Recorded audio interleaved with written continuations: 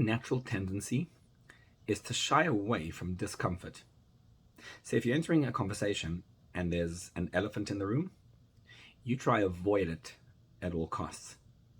Say for example, you haven't called a friend in ages, but you need a favor.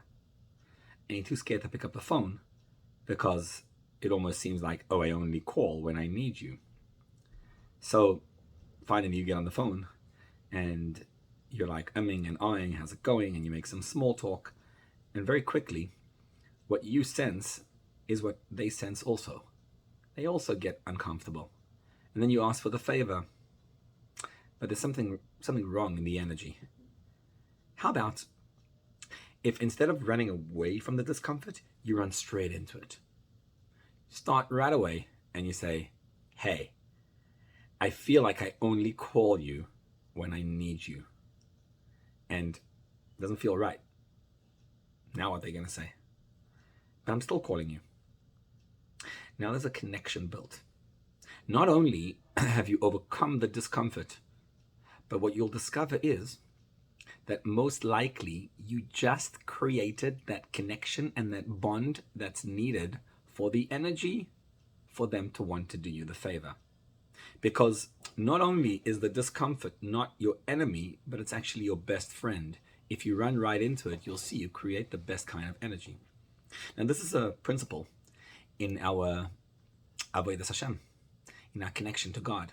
The prophet Malachi says, look at the difference. There's a tzaddik, one who does Hashem's will, and there's a rasha, one who doesn't. There's one who serves Hashem and one who doesn't serve Hashem. Those two, the one who does serve Hashem and one who doesn't serve Hashem, are both serving Hashem. They are both tzaddikim. But there's a tzaddik who doesn't have to work hard to get there. It's easy. And that's Asher lo yavadei. He doesn't serve God. Then there's that tzaddik who, when you're in that situation about you doing everything right and somebody asks you to give tzedakah and you're just not comfortable, just more than you're comfortable giving. You just don't want to learn that extra little time. That's when you become an Oved Elikim. Godly, divine energy is most powerful, most potent in those things you don't want to do. And when you embrace them and you say, okay, I don't want to give this extra tzedakah, that's why I'm going to give it. I'm not in the mood for learning. I'm going to learn anyway. And I'm going to embrace the discomfort. You'll discover the most potent divine energy right there. That's when you get the higher consciousness.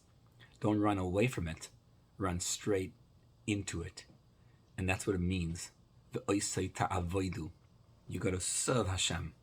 When you're serving Him and you're uncomfortable, in there is the most potent, higher consciousness and divine energy.